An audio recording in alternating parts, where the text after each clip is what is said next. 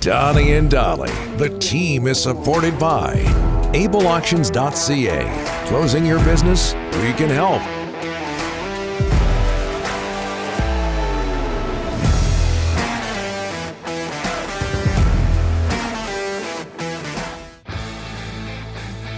Just ahead of Thomas Drance, it is Friday, and all of our guests today are brought to you by Langley Chrysler. This season is filled with holiday magic, and at Langley Chrysler, they're celebrating by giving you up to $10,500 off Ram and up to 15% off Jeep.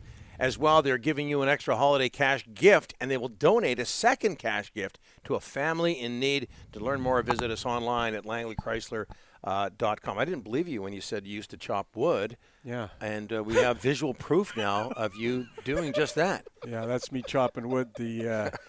You look really happy there. That's, by the way, in Cultus Lake, I got a cabin out there. See the bottle of Crown there in the window? Oh, look at the Crown. There it is. Right, that's Soapy on the island. Yeah, that's what we need is you, a bottle of Crown, and an axe. Listen, nothing better for your upper body than cutting wood and chopping wood, Donnie. It's just unbelievable. Okay. Upper body. It's just shoulders, pecs. As long as that's all you're cutting. Yeah. Okay, from Surrey Ryan into the Delaney's OK Tire and Langley inbox, colored digital fireplaces are standard in most new townhouse builds. Yes. I didn't know that. Yeah, so there you go. But I say so much stuff on the show, and you guys never believe it, and then it's got to be verified, and then you guys go, okay. Yeah, well, you and Surrey Ryan agree on that. Yeah, anyways. And I'm sure more people do as well.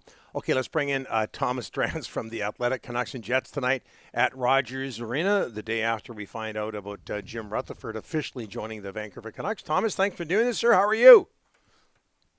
I'm doing well, just trying to figure out how much wood would Dollywall chop if Dollywall could chop wood. Well, he can, as you just saw.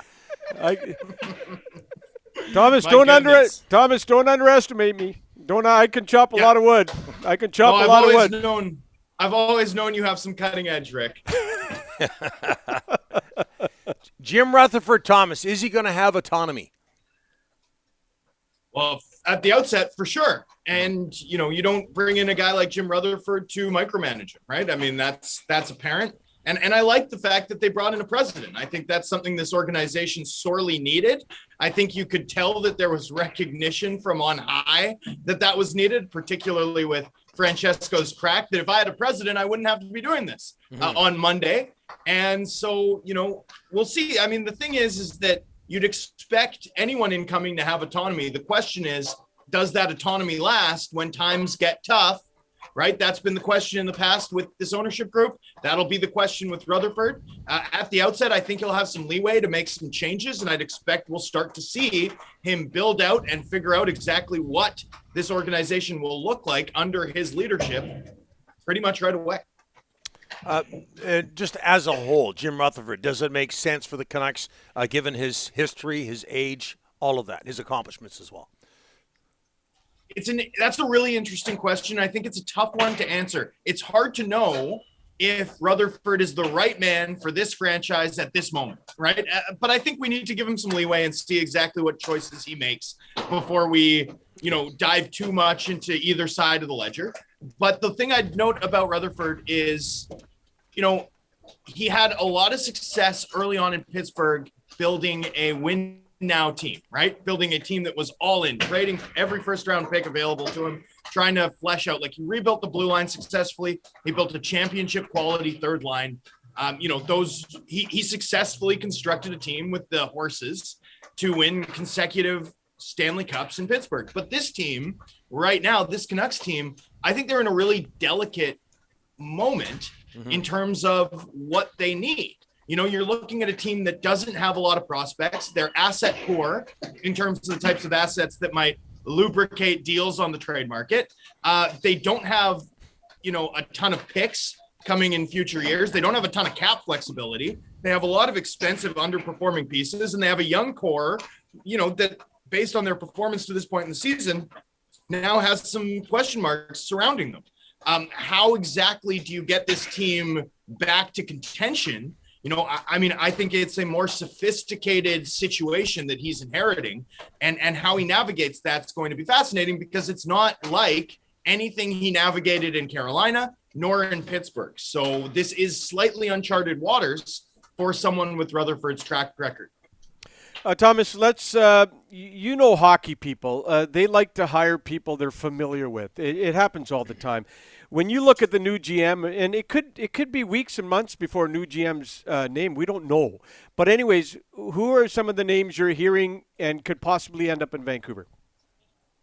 Well, the names that I was hearing this week, and I'm not sure if I was hearing them in light of Rutherford being sort of signed, sealed, and delivered already, or if they were names that were sort of backup plans in the event that the Canucks couldn't land the marquee name. Right. But the names that I was hearing a ton in the industry were names like Ross Mahoney, John Ferguson Jr., Lawrence Gilman, Chris McFarland, and Boudreau was sort of the big one. If Rutherford comes, look for Boudreau. That was sort of the industry chatter this week from that AGM tier, from the non-presidents tier that were sort of being linked to this job. And again, I'm not sure if that chatter was reflective of Canucks backup plans, guys they were maybe doing research into in the event that they couldn't land the big fish and reel them in from Lake Norman, or if that was the overall sort of, those are people that may still be considered now that Rutherford's in-house. So, I'll have to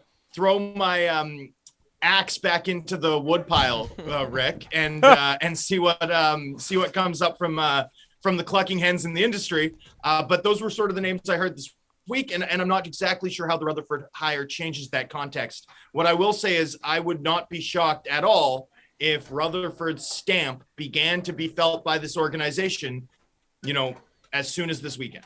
Wow. 2 games in, what has Bruce Boudreau done for the Canucks?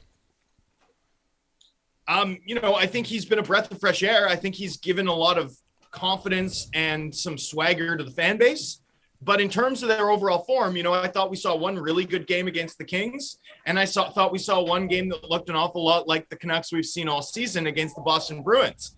I know everyone wants to graft this new relief and excitement onto everything this team does right now. But when I look at that Bruins game, I saw a lot of Canucks zone time with very few scoring chances. I saw improved defensive play at 5-on-5. I mean, aside from the penalty kill, I didn't see anything in that Bruins game that looked to me very different from what we'd seen previously under the previous coach, except perhaps that they won. And so, I'm sort of looking at this team still and thinking the limitations of the talent on the roster and the two-way intelligence on the roster are going to show at some point, probably sooner than later. But they do have a Jets team playing their 4th game in 6 nights coming up tonight. And then they've got an elite team in the Carolina Hurricanes on Sunday, also playing their 4th game in 6 nights. This is fertile ground for Boudreau to continue to make a good impression. And there's real value in that, not just in terms of, allowing Canucks fans to sort of puff their chests out for the first time in an awfully long while, but also in terms of creating that sense of buy-in, creating that sense of confidence among the players, and a group of players who could certainly use some positivity in their day-to-day life, considering the way that this season and last have unfolded. Thomas, it's that time of the interview. You have that face where it was so many people look like you, and it's just astonishing. We just keep coming up with faces that look like you. Ryan, post it up. Yeah. Oh, there he is. Boy, we're both. Hey, just a couple smart hockey guys selling baby food. Perfect. A lot of similarities there, Thomas. A lot of similarities. Looking good, Thomas. Fair enough. Looking good. So's Boudreau. That I will take as a compliment. Sorry, that I will take as a compliment. That is fantastic. And hey, quit calling me at 10:45 at night. The other night you called, I was sleeping, for crying out loud. Anyways, a little bit earlier. Sorry, I know. I didn't realize, you old battle axe, that you were so tired from a day chopping wood. I didn't realize you'd be asleep at 10:40. You go to sleep. You go to sleep when the West Coast games end. See, I'm just waiting for them to start. This guy did it last night. He called me at 10:30. Yeah, what is it with you guys? We had a nice conversation. Yeah, we did, but I'm sleeping. I got to get ready for a big day of work. You remind me, I have a buddy in high school. My car broke down and I needed a ride the next day. I called his house and his dad goes, "Do you know what time it is?" And I go, "Yeah, it's 10 o'clock." He goes, "It's 10:07. Okay. That's what he's like. Hey, have you got colored flames in your fire? I don't know if you have a fireplace, but in your home, if you do have a fireplace, colored flames or not? No, Different I'm not colors? 20. I'm not 20. Do you walk around downtown and see like all the people whose houses have those like neon lights, and you know that everyone who's renting those houses is 25 and under? It's like, man, that is ugly. Yeah, Rick's trying to be all young. Ryan Henderson type. Yeah, absolutely. Yeah, I don't live in a disco, like a discotheque. I live in a home. Oh, I'd like to live in a discotheque. John Travolta. And you know, there are people who did back when I was younger. Okay, Thomas, thanks for this. Appreciate it. Cheers, boys. Be well.